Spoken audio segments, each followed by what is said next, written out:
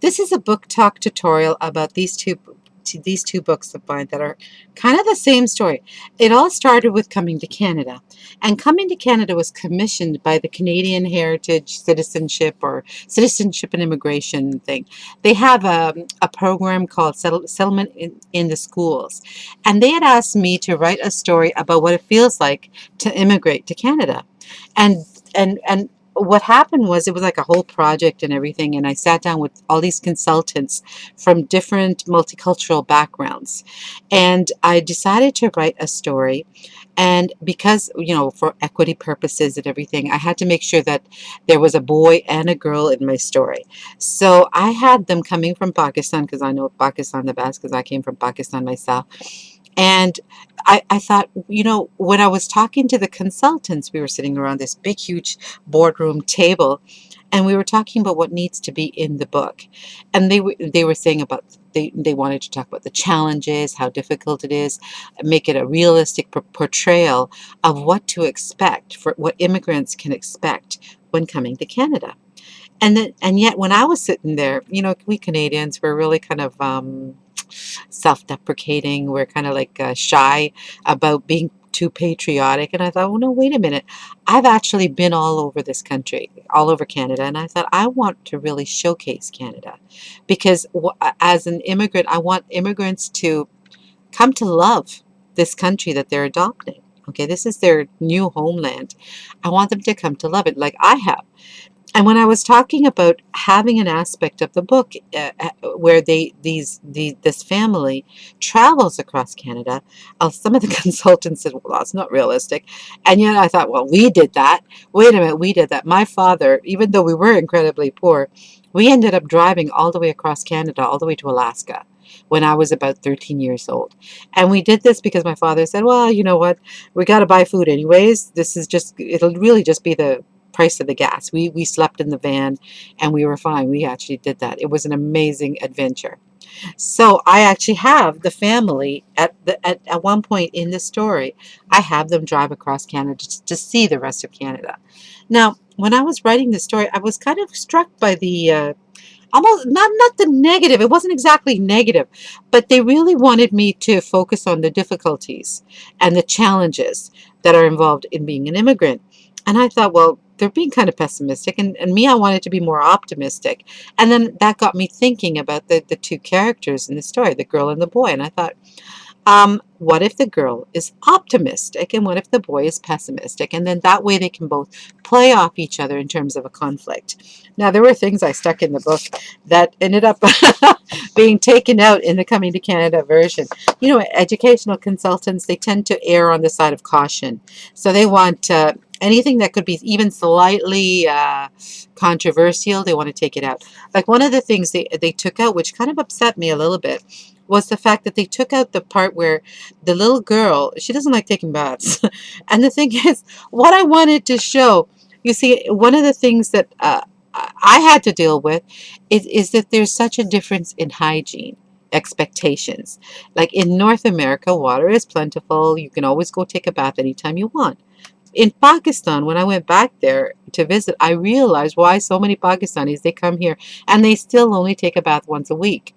It's because in Pakistan, the water would only come on twice a day. Like twice a day at odd times. They have what's called water sharing. They also have power sharing because their infrastructure is overloaded. There's too many people. They have to share power. They have to share water.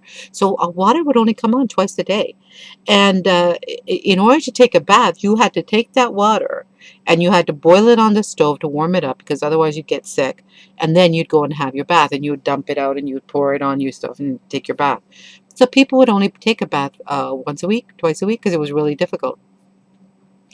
I wanted to include that in my story because I wanted Canadians to read who are reading the story to realize that hey, people are coming from different backgrounds. They have different resources over there.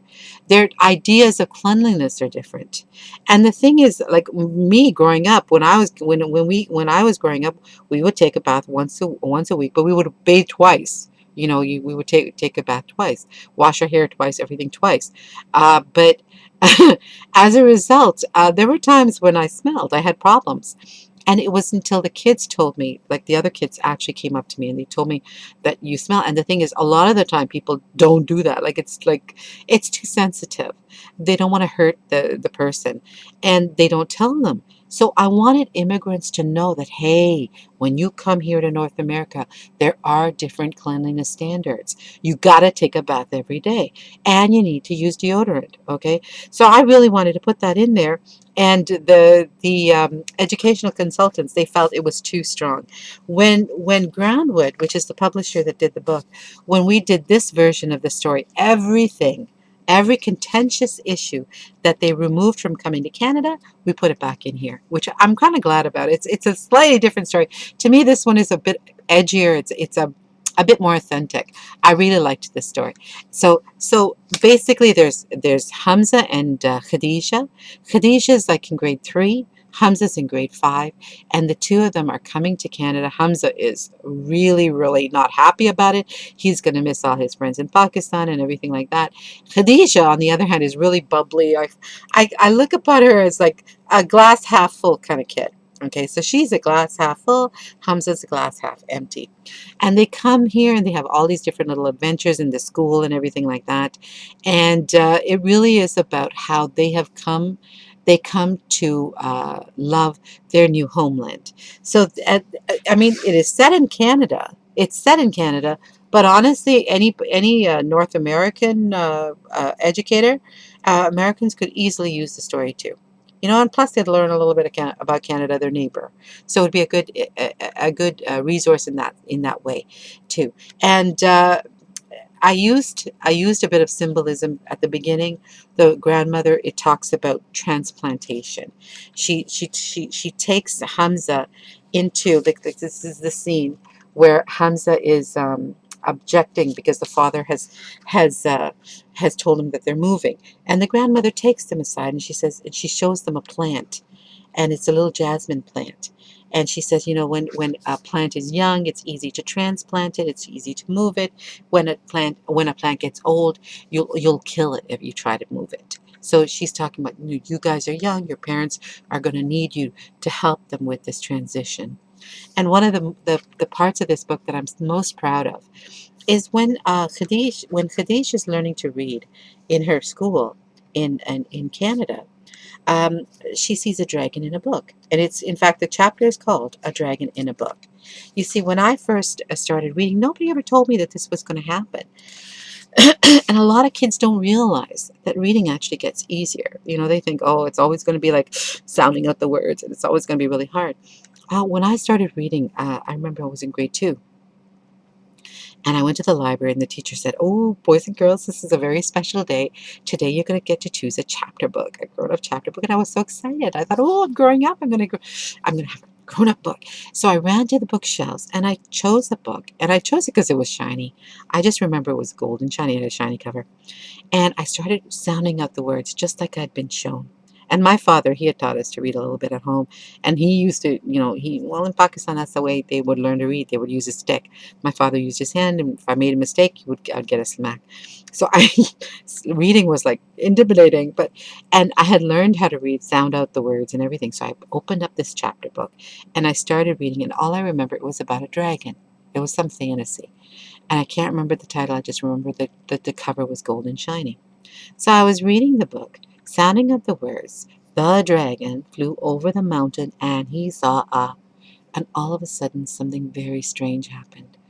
The words on the page in the book started to disappear, and I could actually see a dragon. In fact, I was the dragon, and I was flying over this mountain, and I was having all these different adventures. And I thought, I got really scared. I thought, oh, I think I'm going crazy. So I shook my head and I looked up and I thought, no, I'm okay. There's the teacher, there's the other students. I'm in the library, I'm okay. Let me try this again. And I started reading again. The same thing happened. The words started to vanish, and I was actually this dragon. And nobody ever told me that when you get good at reading, and this only happens when you get really good at it, That's what your brain can do. Your brain is an amazing instrument. It can actually take ink marks on a page. That's all words are. They're arbitrary ink marks. They can take ink marks on a page and turn them into sounds and smells and touch and sights. And reading a really good story is like not like it's not like watching a movie where you're just sitting back watching a movie. It's like being in the movie. You are the star, and it's like the story is happening to you. I mean, that's what happened with me when I was in grade two too. I mean, I got hooked on reading. And then later, reading ended up basically saving my life because when things got really bad and the bullying got really bad, it was the books that I read that helped me make it through. They just, I could forget about my problems. I could be someone else. I could be somewhere else. And I could just keep going. That's what you got to do. You got to keep going until things get better. And they will. Anyway, so that's what I put in the book. I put in a dragon in a book. And I hope that the kids reading it will realize that hey, reading gets easier. It gets easier. I think new immigrants can read this story. I also think that every kid in North America should read this story so they can actually understand what the immigrants are going through and also makes them kind of appreciate what they've been taking for granted themselves. So this book is called A New Life. There's a really good, well, I shouldn't say so, but it is. It's a really good teacher guide available for it. And also there's in Canada, the settlement workers in the schools, they have like a really extensive teacher guide available for coming to Canada. I think it's about 150 pages long. It's got all kinds of educational activities and everything like that. And I think it's more like almost curriculum for ESL, like ELL. ESL is English as a second language or English language learners. Sometimes they call them ELL learners. So there's a really good, and that's through the settlement workers in the schools. Now, the settlement workers in the schools, they have coming to Canada available free to each kid that comes to Canada. Okay, so they have lots of copies of that. But A New Life is available through Groundwood. And I'm going to put a link on how to purchase the book in the information underneath this video. Thank you for watching.